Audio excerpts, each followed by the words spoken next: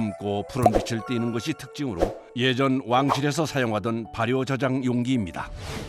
16세기 승불도를 통해 왕실에서 프레도기를 사용하는 흔적을 발견할 수 있는데요. 오랜 시간이 지난 지금까지도 전통 방식 그대로 프레도기를 만들고 있다고 합니다.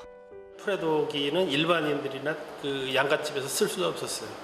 왕실에서만 쓰고 왕실에서 하사한 불교용품으로 절에서만 약간씩 썼습니다.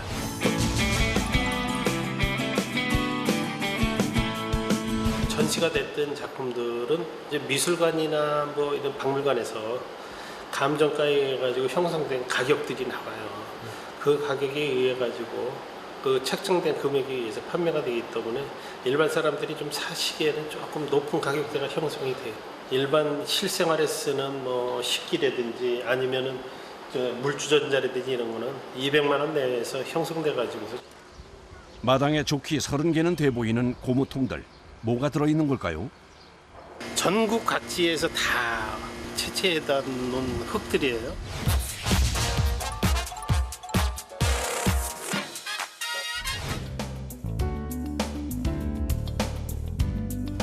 이 색깔이 다 지역마다 다 틀린 거예요. 이거는 전남 고흥에서 온 게. 얘는요? 이건 해남. 오늘 하도 겨울에 2월달 정도 돼가지고 흙을 갖다 캐요. 아주 추울 때는 이게 삽이 안 들어가니까는 조금 그 날씨가 풀려가지고 2월에서 3월 고 넘어가는 시기에 이제 흙을 캐는. 독이 전부 거기서 거기려니 했는데 이렇게 보니 신기하게 지역마다 색깔과 입자 크기가 모두 다르네요. 직접 채취한 흙은 최소 3년 정도 숙성을 해서 사용하는데요. 겨울과 여름을 지나면서 얼었다 녹는 것을 반복하며 점성도 생기고 도자기 굽기에 적합한 상태로 변한다고 합니다. 숙성을 한다 해도 입자가 굵고 꼭 고운 채로 걸러져야 한다네요. 두 가지 흙을 섞으시네요. 예, 그 두 가지 이상 흙을 갖다가 배합을 했었어요. 성분이 틀려요. 얘가 가지고 있는 거하고 제가 가지고 있는 거 틀려. 이게 보시면은 점력이 없어요. 이런 거는 앞만 만져도 점력이 없어. 이게 점력을 만들어 주는 게 우리 기술이에요. 하나, 둘, 셋. 본격적인 반죽 작업이 시작됐습니다. 흙이 무게가 있다 보니 반죽하는 것도 쉽지 않다네요. 그런데 편하게 사용할 수 있는 반죽된 도자기 흙도 파는데 이렇게 힘들게 직접 반죽하시는 이유가 뭔지 궁금해집니다. 이 프레도기를 만드는 흙 자체를 판매를 안 해요. 시중에서. 아무 데서도요? 그렇죠. 이걸 조제를 해가지고 파는 데도 없고 조제하는 사람들도 없고 이 용도에 맞는 흙을 갖다가 우리가 만들어서 쓰는 거죠. 옛날 고문원을 찾아서. 그러다 보니 손이 이만저만 가는 것이 아닙니다. 거친 흙이 도자기를 빚을 수 있는 상태로 만들어지려면 공기를 빼고 반죽하는 과정을 여러 번 반복해야 합니다. 직접 채취해서 숙성 반죽까지 흙을 준비하는 시간만 꼬박 3년이 넘습니다. 이게 묶어가지고 뭐 1년 있다 쓸 때도 있고 3년 있다 쓸 때도 있고 5년 있다 쓸 때도 있고 좋은 흙은 이기가 안 돼요.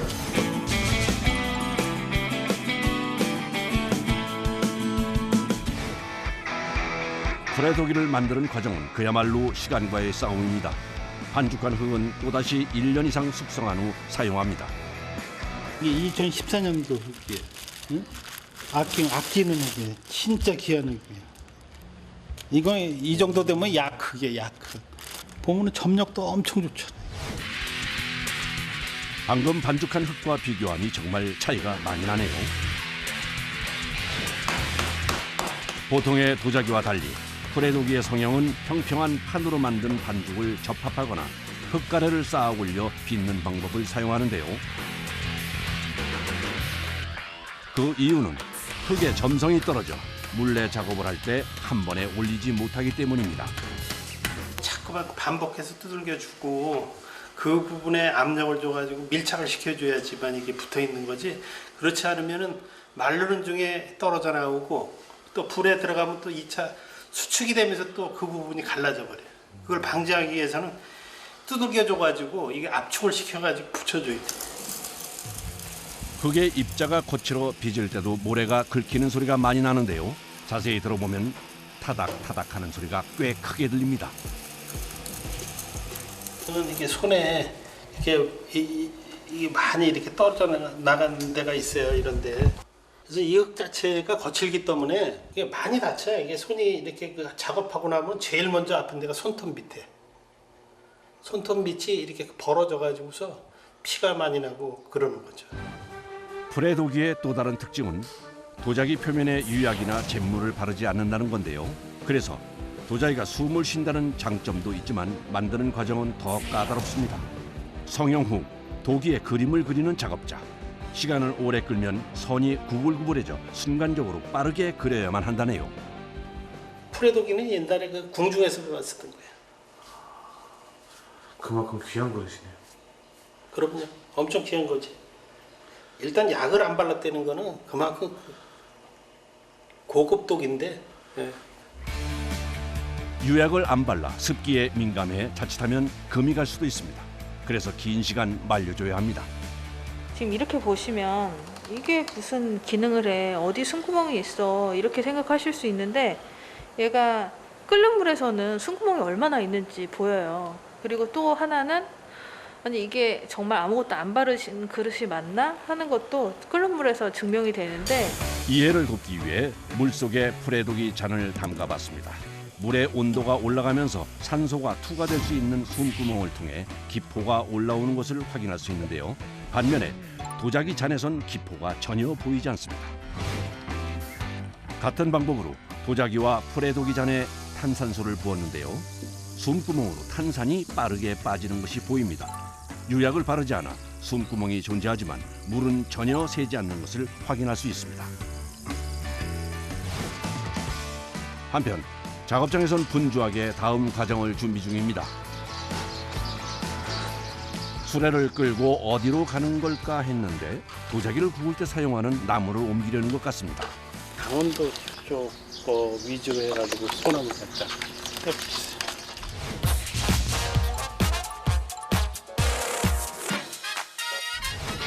프레도기를 만드는 요소 중 가장 중요한 것 중에 하나가 나무입니다. 가마 속 온도를 높이기 위해선 지름 30cm 이상의 통나무를 사용해야 한다고 하네요. 그래서 요거는 지금 한 3년 정도 건조된 나무고, 저쪽에 있는 건 한 6년 정도 건조된 나무이기 때문에 화력 차이가 있기 때문에 처음에 화력이 너무 많이 크면은 깨져요. 그래서 저희가 적당히 습도가 있는 그 나무를 갖다가 골라가지고 해주고 있어요. 짧게는 2년에서 길게는 8년에서 9년까지 건조한 다양한 나무를 보관 중인데요. 이유는 가마 상황에 따라 건조 상태가 다른 나무가 필요하기 때문입니다. 워낙 오랜 시간 이제 떼고 불도 워낙 높기 때문에 한 7톤 정도 들어가요. 말이 7톤이지 한옥 한 채를 지을 분량입니다. 그것도 100% 소나무를 사용하는데요. 프레독인 유약 대신 표면에 나무에 재를 입히는 독이라 폐자재 같은 저렴한 나무를 사용하면 이물질이 붙어 최상의 그릇을 얻을 수 없습니다. 다음 날 작업장을 다시 찾았습니다. 오늘은 드디어 가마 작업을 하는 날입니다. 아침 6시. 아직 이른 시간이지만 분주합니다. 해가 떨어지기 전에 건조한 도기를 모두 넣고 불을 붙여야 해서 아침부터 서둘러야 합니다. 가마 안에 있는 먼지들 불어낼 거예요. 불 떼기 전 가마 청소는 굉장히 중요한 작업입니다. 청소를 시작하자마자 가마 안이 재와 먼지로 가득 찹니다. 숨을 쉬기도 힘들고 금방 온몸이 재투성이가 됩니다. 가마 안이 불이 세지면 압력이 엄청 세서 이런 것들이 다 흩날려서 작품에 다 붙게 돼 있거든요. 그래서 처음부터 이걸 없애줘야지 이제 좋은 작품이 나와요. 청소가 끝난 후 도기를 넣는 작업이 시작됐습니다. 가마의 높이가 낮아 이렇게 큰 사이즈의 기물은 넣는 것 자체가 힘이 듭니다. 불려. 여자가 들어가기에도 힘들어 보이는 높이의 작은 가마. 그 안으로 건조는 했지만 유약을 바르지 않아 작은 충격에도 상할 수 있는 그릇을 옮기는 일은 참 조심스럽습니다. 자칫 잘못하면 그동안의 노력이 한 번에 물거품이 될 수도 있어 작업자들은 그 어느 때보다 신경이 곤두서 있습니다.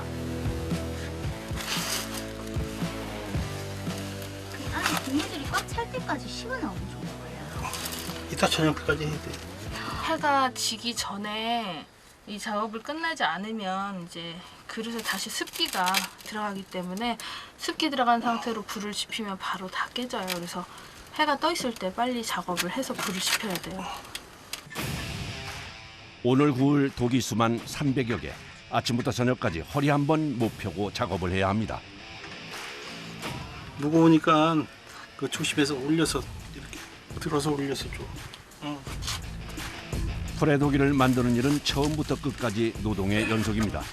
숨쉬기도 힘든 좁은 가마 안에서 아버지와 딸은 차곡차곡 도기를 채워갑니다. 연속되는 노동에 지치실만도 한데 아무리 힘들어도 도기를 쌓는 일은 아버지가 직접 하십니다. 경력 20년이 가까이 되는 딸에게도 아직 한 번도 이 자리를 내주신 적이 없다네요. 이건 아무나 못해요. 이게 기술 없으면 못해. 무너지겠다. 이거 잘못 쌓아놓으면 그냥 무너지면 끝인데. 도기의 크기와 재질 그리고 불의 방향까지 철저하게 계산해 쌓아야 하기 때문에 숙련된 기술이 필요한 작업입니다. 아이고, 이거 정말 큰일 날 뻔했네요. 다리 힘이 풀려요. 워낙 오르막을 왔다 갔다 해야 되다 보니까. 다리가 풀릴 정도로 힘든 작업이 이제 서서히 끝이 보입니다. 아침 7시부터 저녁 6시까지 꼬박 11시간이 걸렸습니다. 아이고, 맞습니다. 아이고. 옷이 다. 젖었죠. 이제 불을 지필 준비가 끝났습니다. 풀의 독인 날씨의 영향을 많이 받는 그릇입니다. 비가 오면 도기가 수분을 먹어 깨질 수 있어 가마 작업 자체를 할 수가 없습니다. 유난히 날씨가 변덕스러웠던 올해는 오늘이 첫 가마입니다. 가족들은 무사히 작업이 끝나길 빕니다. 그냥 마음 편하라고 지내는 거죠. 그다음에 불 때는 게 이제 힘드니까 가족들이 이제 건강하게 사고 없이 마실 수 있도록 해달라고. 드디어 가마에 불이 붙었습니다.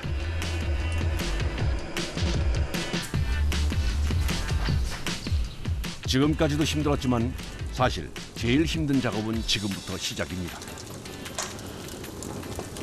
가마는 그냥 나무를 많이 넣는다고 이게 그냥 다 익는 게 아니야. 천천히 떼가지고 달궈줘야 돼. 벽돌이 달고 앞에서부터 달궈져가지고 기물도 저 끝에까지 다 빨갛게 달궈져. 4박 5일을 이렇게 떼줘야지만 이거는 다 끝나는 거예요. 극한의 4박 5일이 시작됐습니다. 이제 가마가 타는 4박 5일 동안 24시간 가마 앞을 비울 수가 없습니다.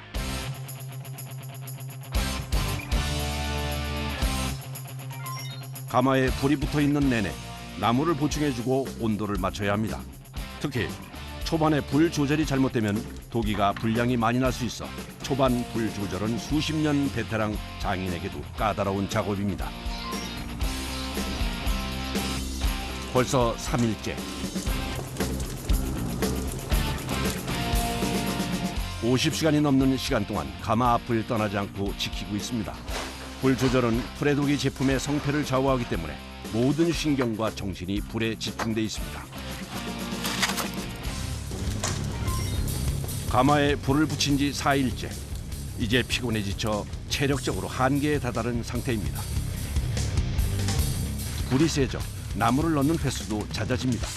마지막으로 갈수록 더 손이 많이 가서 식사도 가마 앞에서 대충 때워야 합니다.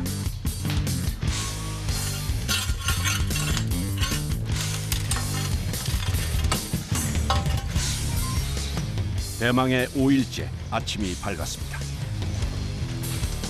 마지막 날은 중요한 작업이 많습니다. 나무가 너무 빨리 타도 안 되고 불이 또 너무 세도 안 되기 때문에 잘 익을 수 있게 하려면 이제 산소 양을 조절하면서 온도 조절을 좀 해줘야 되거든요.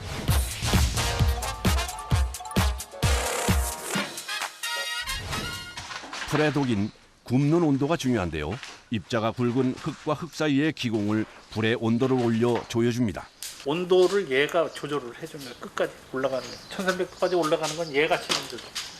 콩나물로는 안 돼. 이게 단면적이 커지면 그만큼 화력이 커지는 거예요. 대부분의 옹기와 도자기가 1300도 이하에서 제작되는 것에 반해 프레도기는 1300도 이상의 온도에서 구워집니다. 장작가마에서 1300도를 올리는 일은 결코 쉬운 일이 아닙니다. 섬세하게 산소량을 조절하면서 불을 최대치로 끌어올립니다. 힘들지만 이 작업을 포기할 수 없는 건 불의 온도가 올라갈수록 도기의 품질도 함께 올라가기 때문입니다. 가마 온도가 1300도에 다다르자 작업자가 뭔가를 가마 안으로 던져 넣습니다. 바로 천일염입니다. 온도가 최고점에 이르면 마지막으로 가마 안에 소금을 뿌립니다. 소금이 순식간에 녹아 수증기처럼 퍼지며 도기 위에 쌓인 소나무 재를 붙입니다. 소금이 기화돼가지고 이 재하고 소금하고 흙하고 같이 반응을 해야 돼. 연기가 흰색으로 변하고, 그다음에 이제 그 초반에 보면 이제 바닥에 불이 노란색으로. 염분이 재와 섞여 프레도기 표면에 은은한 광택을 만드는 천연 코팅제 역할을 합니다. 그러나 연기가 많이 나 여간 고역스러운 작업이 아닙니다. 이제 프레도기 제작 작업의 끝이 얼마 안 남았습니다. 마무리 작업이 한창일 때 갑자기 소방 안전모를 착용하는 작업자들. 뭔가 만만치 않은 작업을 하려는 것 같습니다. 최대한 가리고 작업을 해야 화상을 덜 입어요. 가마 끝까지 온도를 최대로 올리기 위해 불길이 치솟는 가마 옆 구멍으로 장작을 연신 집어넣습니다. 이제 불이 활활 타오르는 굴뚝을 막아야 합니다. 야, 앞에 막을 준비해라. 벽을 막아. 굴뚝뿐 아니라 가마에 뚫린 모든 산소 구멍을 밀봉해야 합니다. 그래야 가마 속 재가 밖으로 나오지 않고 도기에 내려앉아 프레도기의 검푸른 색을 만들어주기 때문입니다. 아니 흙으로 치라고요. 하고 있어 지금. 작업자들이 정신없이 분주합니다. 나무 하나 더 더라고. 연기가 새면 프레도기에 검은 색감을 입히는 작업이 실패할 수도 있어 2중 3중으로 연기를 차단합니다. 이제 끝났네요. 이제 좀 마음이 편안해져서 좀 잠 좀 제대로 잘 것 같아요. 날씨가 너무 안 좋아서 며칠 동안 모든 식구들이 신경이 예민해져 있어가지고 잠도 못 자고 가마 시작하는 내내도 잠을 못 자서 이번에는 유난히 체력이 많이 방전된 것 같아요.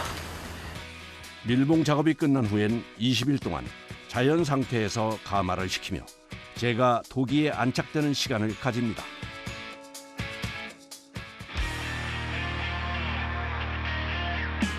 다시 작업장을 찾았습니다. 20일 동안 굳게 닫혀있던 가마의 문을 엽니다. 동시에 작업의 편의를 위해 물을 뿌려 온도를 낮추고 먼지를 가라앉혀 줍니다. 문을 열자 가마 입구엔 나무재가 수북히 쌓여 있습니다. 근데 열기가 있는 것 같아요. 당연한 거죠. 오늘은 못 꺼내요. 내일 꺼내지. 소관의 온도가 100도가 넘어요. 기물 있는 데 가면 100도가 넘어요. 이 앞에는 이게 그 수술 꺼내고 청소를 해야 돼. 열기가 지금 이 정도 나오는데 꺼내면 그냥 다 머리가 다 그냥 다 말려버려요. 머리도 말려버리고 기물 가서 만지면은 손 다 뒤거든. 화상을 있기 때문에 꺼낼 수가 없어요. 숯을 그대로 두면 가마 온도가 내려가지 않아 그릇을 꺼내기 전에 숯을 먼저 빼줘야 합니다. 입구 쪽에 있는 것들은 삽으로 퍼내는데요. 깊은 곳에 있는 숯은 어쩔 수 없이 뜨거운 가마 안으로 들어가 빼야 합니다. 천천히 안 돼요. 저희도 빨리 최대한 스피드하게 마무리 주려고 빠르게 하죠. 100도에 가까운 뜨거운 열기와 순먼지까지 힘든 작업입니다. 잘 나왔어. 아빠 진짜 잘 나왔다. 이게 예전에 한 점 잘 나왔던 거하고 똑같은 저거네. 그 색깔이에요. 잘 건수야 저거 앞에 좀 놔자. 여기 앞에 막고 창고기 위에 들어가면 또 저거 100% 되니까. 빼는데. 100% 저거 다 남아. 지금은 도기가 너무 뜨거워 꺼낼 수 없어 가마 내부가 식을 때까지 기다려야 합니다. 일단 가마를 갖다 열었으니까는 내일 모레쯤 열어가지고서 이 기물을 갖다 꺼내야 될 것 같습니다. 이틀이나 식히셔야 네. 되는 거예요? 그래도 그때 들어가면은 뜨겁고 김을 만지면 한 100도 정도 그래도 나와요. 이틀 후 드디어 도기를 꺼내는 날입니다. 작업자가 설레는 마음으로 가마 속으로 들어갑니다. 층층이 쌓여있는 작품을 위부터 아래까지 꼼꼼히 둘러보며 상태를 확인합니다. 제가 보기엔 좋아 보이는데 잘 나온 건가요? 괜찮게 나왔어요. 요번 네. 그 색상은 이 가마 안에서 봤을 때 아주 잘 나왔는데 또 닦고 보면 또 다른 색깔이 또 나오겠죠. 일단 한번 꺼내겠습니다. 제일 윗칸에 있던 사이즈가 큰 도기부터 조심스럽게 내려 밖으로 옮깁니다. 오랜 시간 공들여 만들어낸 작품이기에 옮기는 것도 조심스러울 수밖에 없습니다.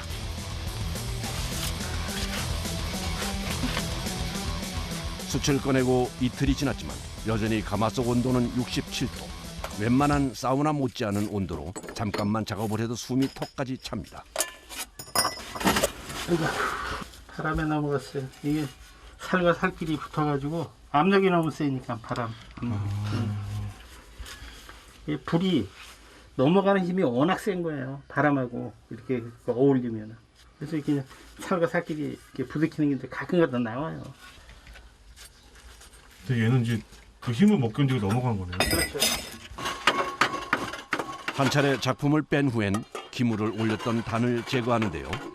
1300도가 넘는 높은 온도에서 굽기 때문에 내열판도 모두 달라붙어 있어 일일이 떼어내야 합니다. 잘못하면 옆에 있던 그릇이 넘어질 수도 있어 조심스러운 작업입니다. 엄청 검은데요? 색이? 아 이게 지금은 그렇게 보여도 데끼면 이렇게 광해하죠. 지금 덮여져 있는 게. 예, 예. 요거는 춧가루인데 이 속 안에 다 그 기물의 표면이 나오기 때문에 이걸 보셔야 돼. 얘가 다 올라가 있는 거네요. 네. 유약을 바르지 않았는데 나무 재만으로도 고급스러운 검푸른 색을 띠는 도기로 구워졌습니다.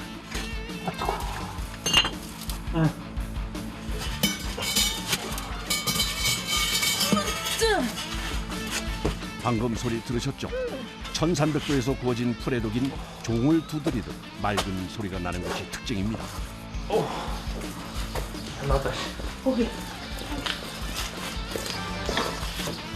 고기를 꺼내는 작업이 모두 끝났습니다. 반나절 동안 뜨거운 가마에서 수백 개의 작품을 꺼내고 나면 온몸이 땀 범벅입니다. 좀 닦으셔.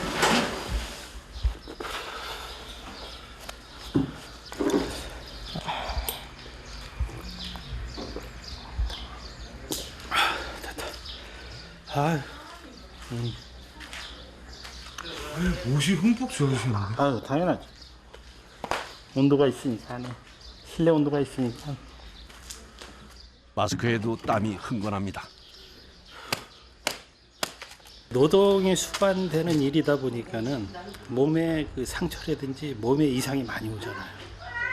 그래서 이제 여러 번에 이제 그 중량물을 들고 무거운 거를 들고 이러다 보니까는 저 같은 경우는 뭐 이제 척추 수술도 한 3번 했고, 그다음에 발목 그 관절도 수술을 했고, 그다음에 우리 불 때문에 또 피부암도 걸려고, 또 손목에 힘을 갖다 많이 쓰다 보니까는 뭐 터널 증후군이라든지 뭐 이런 거 해가지고 한 7, 8번은 그 수술이 병행이 됐던 것 같아.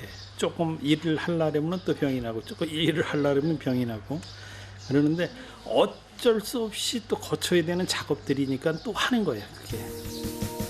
자칫하면 사라질 수도 있었던 오래된 왕실의 그릇이 장인과 가족들의 땀과 노력으로 다시 세상 밖으로 나왔습니다.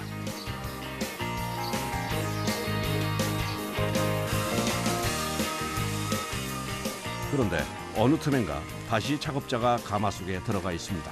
아직 가마의 열기가 식지도 않은 상태인데 또 무슨 일을 하고 있는 걸까요? 자체를 틈바구니 있는 데를 메꿔주지 않으면은 우리 산소나 뭐 이런 것들도 빠지고, 그다음에 또 불 뗄 때 이제 팽창이 돼가지고 또 모래 같은 게 떨어지고 그러니까 그거 예방하기 위해서 미리미리 보수해요.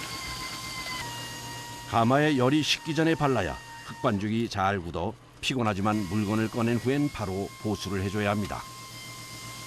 가마도 우리 몸 가꾸는 것처럼 똑같이 가꿔줘야 돼. 안 가꿔주면은 항상 문제가 생기잖아. 한편 마당에선 도지미 제거 작업이 한창입니다. 풀에 독인 고온에서 굽기 때문에 도기가 바닥에 들러붙는 것을 방지하기 위해 아랫부분에 도지미를 붙여 굽습니다.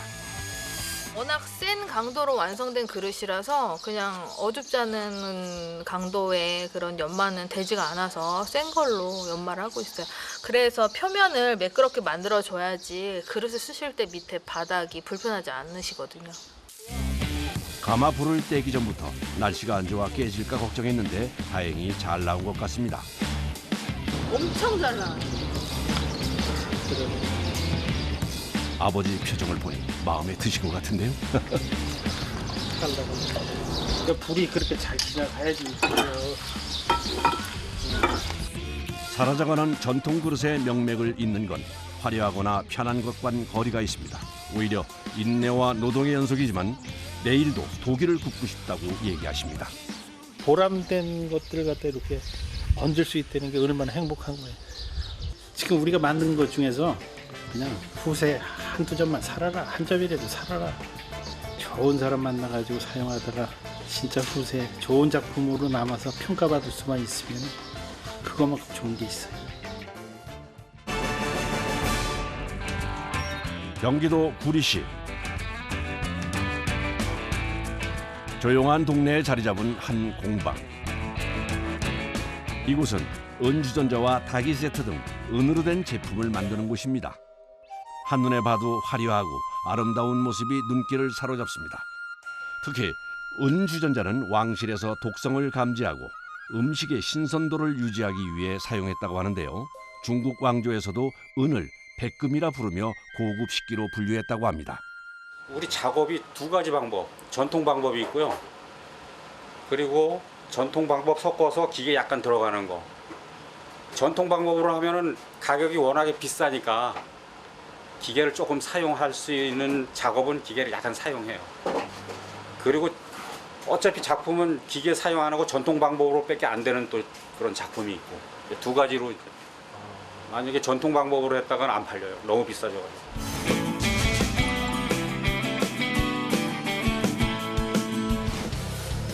은주전자를 만드는 첫 번째 과정은 은을 녹여 은괴를 만드는 일입니다. 은의 녹는 점은 960도가 넘어 1000도 가까이 되는 열을 가해줘야 녹기 때문에 요즘같이 더운 여름엔 여간 고역이 아닙니다. 한 1cm 정도 된 거고요. 1mm로 용도에 맞게끔 크게 이렇게 늘려가지고 이제 작업에 들어갈 겁니다. 작업자가 난데없이 작두를 꺼냈습니다. 작두를 이용해서 두꺼운 판을 이제 원하는 뭐 원형이나 뭐 직사각이나 이 작두를 이용해요. 두꺼운 판은 손으로 안 될 경우에는. 선생님께 물려받은 작두로 좋게 60년은 된 것이라고 하는데요. 오래된 작두를 사용해 가위보다 더 정확하게 은판을 잘라냅니다. 이제 은주전자를 만드는 기본 재료인 원형 은판이 만들어졌습니다. 주전자 이렇게 올라가야 되잖아요. 둥그렇게. 그러니까 1차적으로 여기다 이제 둥그렇게 이제 나무 망치 이런 걸 두들겨 가지고 1차로 이렇게 올릴 거예요. 은주전자 하나가 완성되기 위해선 수만 번의 두드림이 있어야 하는데요. 다양한 망치를 바꿔가며 은판을 두드려 조금씩 모양을 잡아갑니다. 망치질 하나로 모양을 잡기 때문에 기술뿐 아니라 인내심을 요하는 작업입니다. 한참을 두드리던 은판을 다른 작업자에게 건넵니다. 열 풀림을 하기 위해서입니다. 은은 두드리면 단단해지는 특성이 있어 작업의 편의를 위해선 열 풀림을 통해 다시 연하게 만들어줘야 합니다.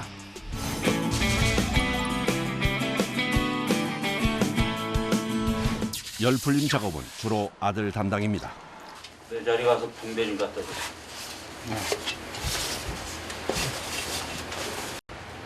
발목에 무리가 오네요. 아무래도 많이 썼으니까, 수십 년을 썼으니까. 은주전자는 망치질로 시작해 망치질로 끝난다고 해도 과언이 아닌데요. 그러다 보니 팔에 무리가 많이 옵니다. 골목을 이용해가지고 나무망치, 고무망치, 쇠망치를 이용해서 이 정도, 뭐 한 냉면 대접 정도는 올렸어요. 이제 다음 작업은 이제 이 배알레를 통해서 이제 주전자 형태로 이제 닭달질, 전통 용어로 닭달 때린다. 닭달질을 해서 이제 주전자 형태를 이제 만들 거예요. 우리 공방에서 최고 중요하게 여기는 연장. 이게 거의 한 50년 된 거예요. 아, 이것들이요? 50년 이상 된 거예요. 오래됐을 뿐 아니라 기성품이 없어 직접 만든 도구라 더 소중하다고 합니다. 사실 망치질은 한쪽 손으로만 하는 것이 아닙니다. 기다란 배알레를 다리로 눌러 몸으로 지탱하면서 다른 한쪽 손은 은판을 잡고 두드리기 때문에 거의 온몸을 쓴다고 해도 과언이 아닌데요. 특히 하루 종일 고개를 숙이고 하는 일이라 육체적으로 쉽지 않습니다.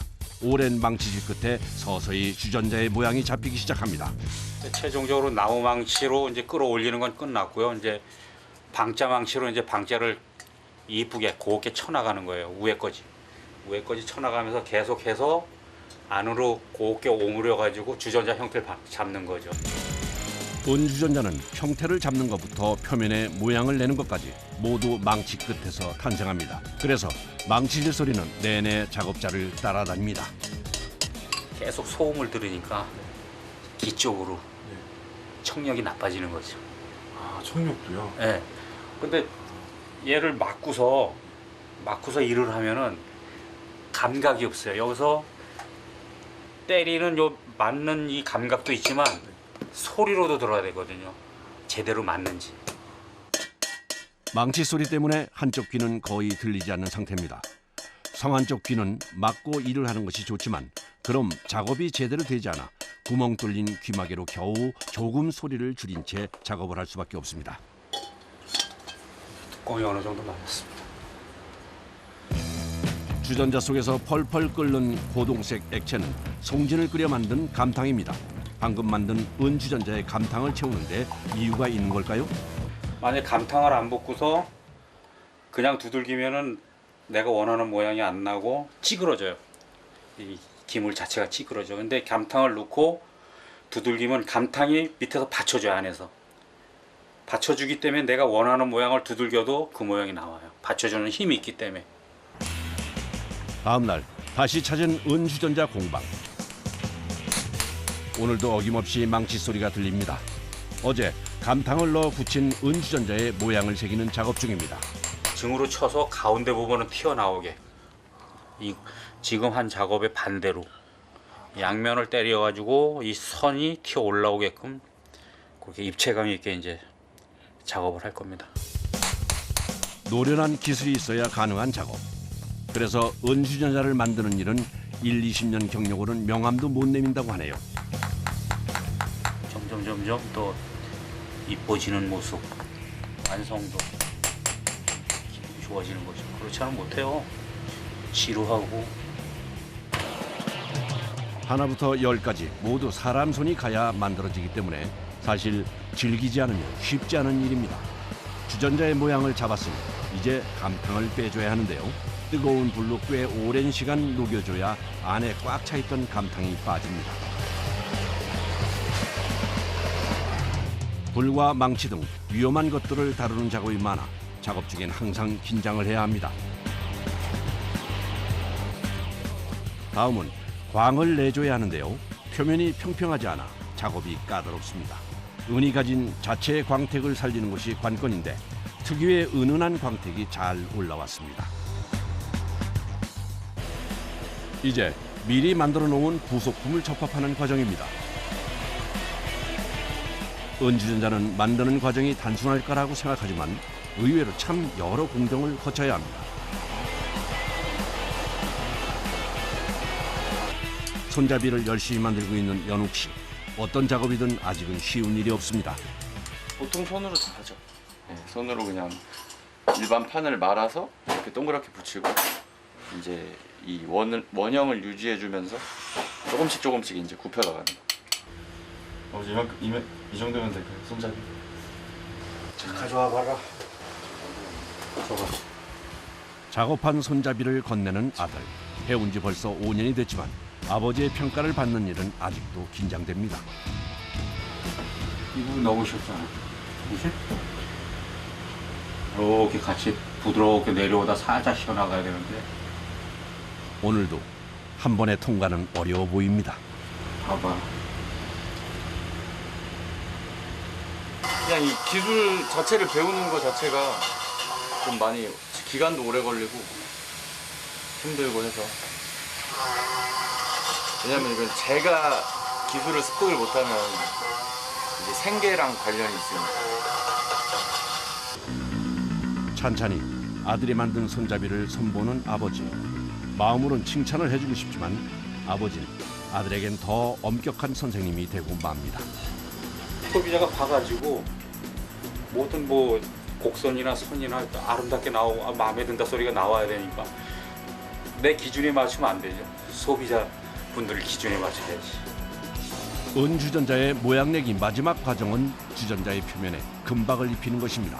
그런데 작업자가 솔과 쇠구쟁이를 이용해 끊임없이 문질러주는 것이 눈에 띕니다. 향의 깊은 부분, 그냥 깊은 부분은 원래 강쇠로 문대는데 깊은 부분은 안 들어가잖아요. 그래서 브러쉬로 그걸 때려주면 깊이 금이 깊은 데까지 다 들어가요. 이제 바닥에 장인의 낙관을 새겨주고 황화칼륨을 발라 주전자의 표면을 앤틱하고 깊이 있는 색감으로 마무리해줍니다. 손잡이까지 달아주면 3일 동안 고생한 결과물이 드디어 완성됐습니다. 같은 호박형이라도요 400mm 다관하고 지금 이게 700mm 탄관이거든요. 저번 거보다 역계가 좀 더 사른 게 앙증맞은 게 더 이쁘게 나온 것 같아요. 조금씩 차이는 있네요. 차이가 있을 수밖에 없어요. 어차피 망치로 두들기기 때문에 힘 조금만 조절이 잘못돼도 약간 차이가 나요. 그리고 너무 똑같으면 또 기계로 찍어낸 기분이 드니까 똑같을 수가 없어요. 임의적으로 때려서 만들기 때문에. 한 장의 밋밋한 은판이 장인이 혼을 담아 두드린 수없이 많은 망치질을 통해 다시 태어났습니다. 세상에서 단 하나뿐인 품위 있고 아름다운 은주전자가 완성됐습니다. 다음 날 아침 공방을 다시 찾았습니다. 찻잔 세트인 것 같은데요. 은과는 좀 달라 보입니다. 네, 목금 기법이라고요. 지금 작품할 거는 은하고 적동을 서로 섞어가지고 녹기 바로 전에 융점이 나올 때 이게 서로 붙어버리는 거예요. 열 조절을 잘 해야만이 녹지도 않고 또 이렇게 안 녹지도 않고 그 융점 나오는 걸 잘 관찰해가지고 불을 띄면 이게 서로 붙어버려요. 은판은 만드는 방법이 비교적 간단한 데 비해 은과 동을 섞는 것은 판을 만드는 것부터가 어려운 작업이라고 합니다. 특히 정확한 온도에서 은과 붉은 동을 녹여 붙이는 것은 아무나 할 수 없는 고난도 기술입니다. 열 작업 후엔 또 직접 두드려 단조를 해야 합니다. 동은 은보다 단단해 두드리는 것도 참 힘이 많이 듭니다. 단조를 해야 되기 때문에 제가 이제 작품하기 위해서 두께를 맞춰야 되기 때문에 계속 열풀림해서 두들기고 또 열풀림해서 두들기고. 아, 계속 반복하시네요. 예, 뭐 어느 정도 두들기면 이제 딱딱해지니까 다시 열풀리면 연해지잖아요. 그런 거 한 10번 정도. 말이 10번이지 열풀림과 단조를 그렇게 여러 번 반복하는 것은 체력적으로도 참 고된 작업입니다. 그 작업하기 딱 좋게 딱 그래준 것 같아요. 잘 된 것 같아요. 때리다 보니까 기포 안 생기는 거 보니까 잘 붙은 것 같아요. 단조가 끝나면 은과 붉은 동이 섞여 가장 아름다운 모양이 나오는 곳을 찾아 표면을 동그랗게 돌려가며 꼼꼼히 깎아줘야 합니다. 그런데 땀을 흘리는 것도 아닌데 왜 작업자가 목에 수건을 들고 있는 걸까요? 손은 장갑을 껴서 괜찮은데 이제 목을 통해서 이제 몸통으로 몸체로 들어가면은 이 가시처럼 박혀가지고 잘 안 빠져요. 안 빠지는 놈은 이제 나중에 핀셋으로 하나하나 작업해야 돼. 본격적인 작업은 시작도 안 했는데 판재를 만드는 것부터가 까다롭습니다. 갈아낸 부스러기가 살에 박히면 상처가 날 수 있어 조심스럽게 작업을 진행합니다. 예, 이제 홈 파는 작업은 다 끝났어요. 망치로 또 때려가지고 단조시켜가지고 내가 맞는 두께로 작업할 두께를 또 맞춰가지고 그것도 작업이 들어가요. 뭐 하나 뚝딱하고 쉽게 만들어지는 것이 없습니다. 하나부터 열까지 작업자의 손이 닿지 않으면 안 되는 100% 핸드메이드입니다. 뒷면을 쳐야지 안전하게 단조가 돼요.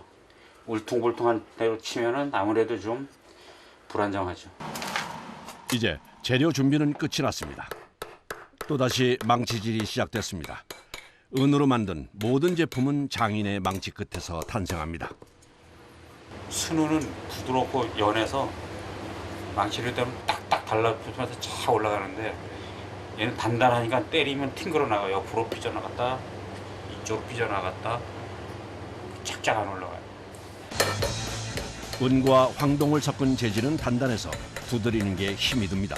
힘들다고 쉽게 할 수 있는 다른 방법이 없습니다. 더디지만 그저 조금씩 천천히 올리는 수밖에요. 이제야 모양이 잡혔습니다. 얘네는 눌러도 꿈쩍을 안 해요. 눌러도 꿈쩍을 안 해요. 그러니까 이 닭달질 하기가 엄청 힘들어요. 꿈쩍을 안 차요. 눌러도. 뭐 스댄 같은 거. 같은 시간대에 은잔 10개 만든다면 이제 2개밖에 못 만들어요.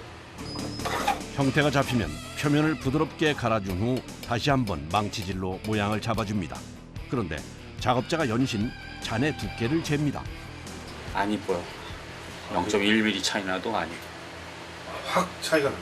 네, 이런 조그만 잔 같은 거는 차이가 많아요. 큰 물건은 뭐 차이가 안 나는데 작은 것들은 눈에 확 들어와요. 기계로 찍어내는 것이 아니라 전체를 수작업으로 진행하다 보니 처음부터 끝까지 편한 작업이 단 한 번도 없습니다. 인내와 시간이 많이 필요한 공정입니다. 근데 생각보다 문양이 이쁘게 나왔어요. 문양이 그러니까 저녁 그 노을 진하게 질 때 그 느낌. 생각보다 기가 막히게 나왔어요. 아, 이거는 또 문양이 약간 다르구나. 약간 가늘잖아. 더 이쁘잖아. 괜찮네. 아유, 고생했네. 잠깐 쉴 틈도 없이 하루 종일 서두른 덕분에 아름다운 빛을 내는 잔 세트가 완성됐습니다. 온전히 장인의 땀으로 빚어낸 결과물입니다. 보람있죠. 아, 또 한 작품 해냈구나. 그리고 또 저 나름대로 또 발전이 더 있었고 앞으로도 하여튼 뭐 더 열심히 새로운 작품 만들려고 노력을 해야죠. 더.